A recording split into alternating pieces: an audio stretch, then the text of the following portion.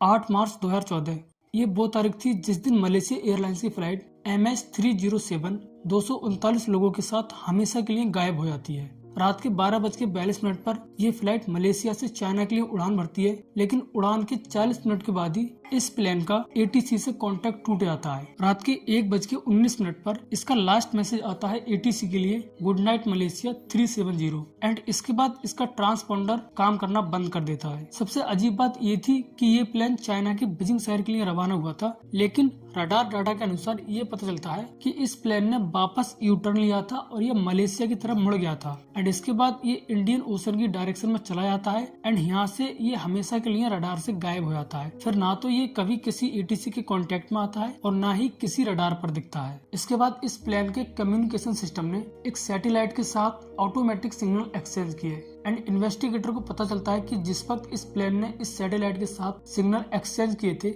उस वक्त ये प्लेन हवा में था।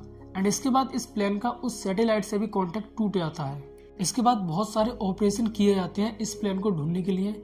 आसमान में भी इस प्लेन को ढूंढा जाता है और इंडियन ओशन में भी इस प्लेन को ढूंढा जाता है, लेकिन इस प्लेन के बारे में किसी को कोई जानकारी नहीं मिलती है कि आखिर इस प्लेन के साथ क्या हुआ और ये प्लेन कहाँ गया।